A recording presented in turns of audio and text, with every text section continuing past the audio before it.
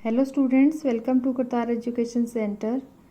बच्चों, मैं Veena, PGT sociology.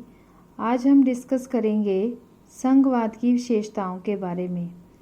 बच्चों, ये है आपका सेकंड लेसन। पिछली 2 वीडियो में मैंने आपको पढ़ाया था कि संघवाद का क्या अर्थ होता है और एकात्मक सरकार किस प्रकार की होती है। तो इसमें आप इस विश्व के इस नक्शे में देखिए, जितने भी ये रेड कलर के निशान हैं, ये वाले जो जितने भी देश हैं, इन सब में संघीय शासन व्यवस्था है। तो पिछली वीडियो में तुम्हें समझ आ चुका होगा कि संघीय शासन व्यवस्था कैसी होती है। संघीय शासन व्यवस्था जिसमें 2 प्रकार की सरकार होती है। एक सरकार पूरे देश के लिए होती है और दूसरी राज्यों के लिए सरकार होती है। जो पूरे देश की सरकार होती है उसका जिम्मा किसके प्रति होता है? राष्ट्र के मुद्दों के प्रति उसके लिए वो जिम्मेवार है। और ये दोनों सरकारें अपने अपने स्वतंत्र रूप से शासन करती हैं। तो यही आपका आज विषय है, संघीय शासन व्यवस्था की क्या विशेषताएं हैं। तो इसको हम करेंगे। ये है आपका पेज नंबर 14, आपकी लेसन है ये, जिसका नाम है संघवाद, और हमारा क्वेश्चन है 4th। यहाँ से आपका आंसर स्टार्ट होगा कि जो संघीय व्यवस्था है उसकी महत्वपूर्ण विशेषताएं निम्नलिखित हैं। हमारा क्वेश्चन क्या है? संघीय व्यवस्था की विशेषताओं का वर्णन कीजिए। तो सबसे पहला पॉइंट है हमारा बहुस्तरीय शासन पद्धति। जो संघीय सरकार होती है इसमें 2 या 2 से अधिक स्तरों पर सरकार होती है।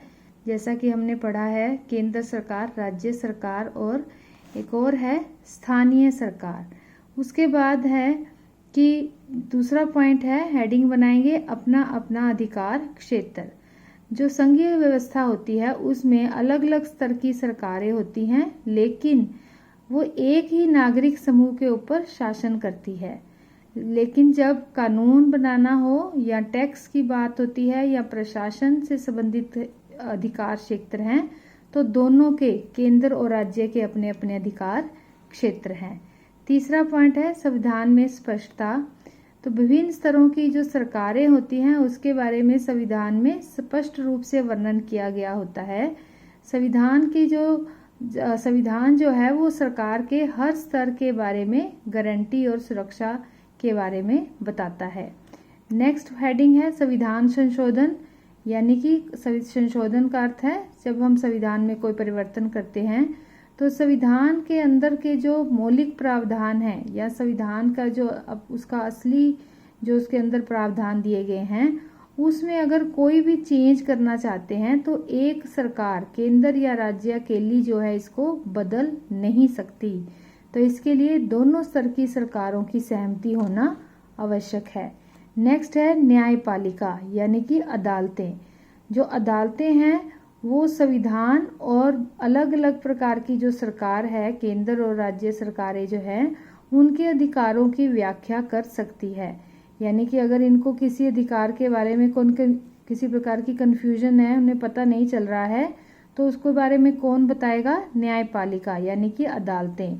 और अगर अलग अलग सरकारों के बीच में कोई लड़ाई झगड़ा हो जाता है, विवाद हो जाता है, तो उसकी स्थिति में कौन निर्णय लेगा?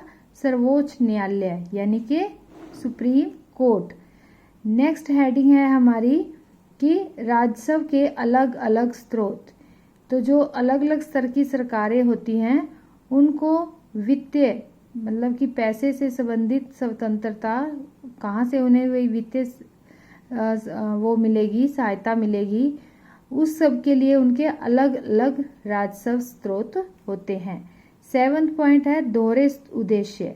दोहरे उद्देश्य यानी कि दोनों सरकारों के, जो संघीय सरकार है उसके 2 उद्देश्य हैं। नंबर 1, देश की एकता की सुरक्षा को बनाए रखना और उसको बढ़ावा देना। नंबर 2 उद्देश्य है क्षेत्रीय विविधताएं को सम्मान देना, यानी कि राज्य, अलग अलग राज्य में जो क्षेत्रीय विविधताएं हैं, क्या होता है क्षेत्रीय विविधताएं?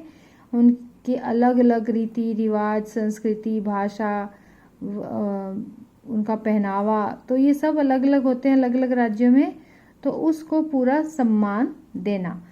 नेक्स्ट है, लास्ट है हमारा निष्कर्ष। विभिन्न स्तरों की सरकार के बीच में सत्ता के बंटवारे के नियमों पर सहमति होनी चाहिए। जो सरकारें हैं उनके आपस में सहमति होनी चाहिए और इनको एक दूसरे पर भरोसा होना चाहिए, तभी संघीय व्यवस्था जो है वो अच्छे से कार्य कर सकती है। इसको आपने बच्चों ऐसे करके बनाना है एक चार्ट और अच्छे से पॉइंट्स याद करने हैं।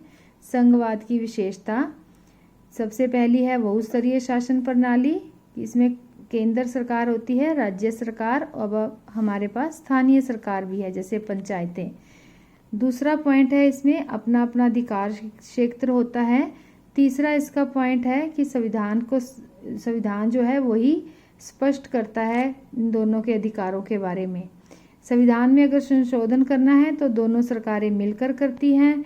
फिफ्थ पॉइंट है न्यायपालिका ही जो है विवादों का निपटारा करती है और अधिकारों की व्याख्या करती है।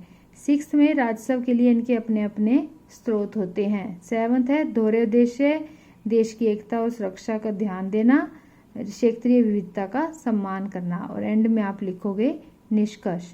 इसके साथ ही हमारा ये मोस्ट इम्पोर्टेंट क्वेश्चन है, हर साल पेपर में घुमा फिरा के पूछा जाता है। इसके अलग अलग ये जो विशेषताएं हैं इनके बीच में से छोटे छोटे क्वेश्चन बनाकर भी पूछे जाते हैं, तो इस क्वेश्चन को आपने अच्छे से तैयार करना है। Thank you, have a nice day, God bless you all.